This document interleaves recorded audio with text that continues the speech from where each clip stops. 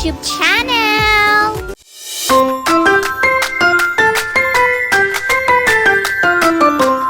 Hello everyone, welcome back to the Cebuano Siblings, and for today's video, we will be showcasing to you a video that my sister made for her Filipino project. It's really interesting. It's about cooking and what was the dish, Shamia? Macaroni and cheese. Yeah, it was good to make. Yeah, I was actually really excited to make it because I never really tried macaroni and cheese before. Yeah. And I've only ever seen it in TV shows. So I was excited to taste it and to use it for my cooking project. Yeah, me too. And for the cooking project, Kuya also helped me with it, and we both contributed because I did the mixing and he did the I did the making of the sauce, and I also boiled the pasta. So me and Shamia, we both helped each other in making the video, and Shamia did all of the editing.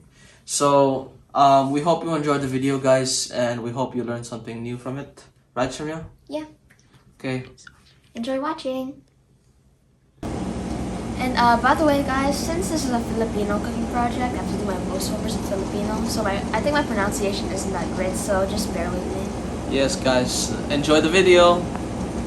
Hello! Ang pangalan ko ay Shime Eve Cuervo, at ngayon ay magluluto ako ng macaroni at cheese.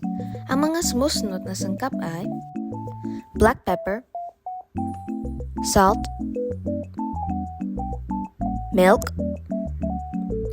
flour, unsalted butter, macaroni,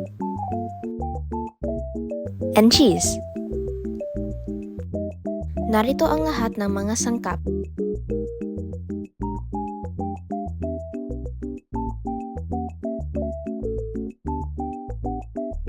Maghanda ng 4 na tasa ng tubig para pakuluan ang macaroni.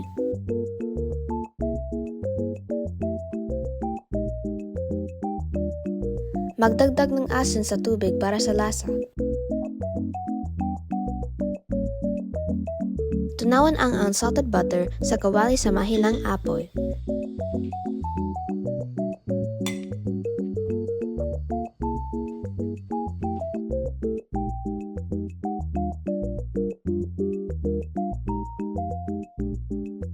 Unti-unting idagdag ang harina habang hinahalo para hindi mamuo.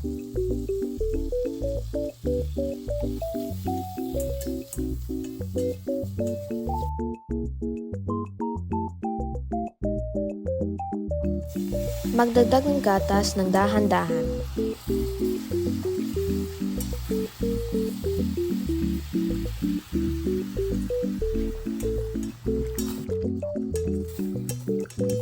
Idagdag ang pampalasa na gusto mo at haluin hanggang maging creamy ang sarsa.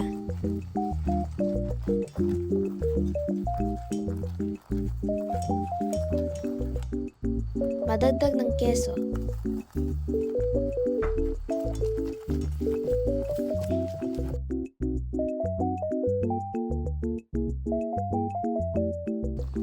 Pakuluan ang macaroni ng mga 8 minutes o hanggang maluto. Salin ang macaroni gamit ang salaan.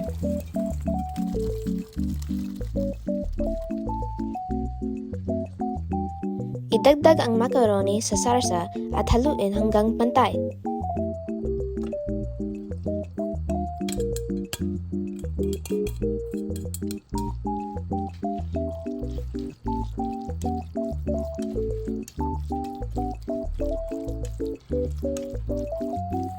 Ilipat sa isang mangkok.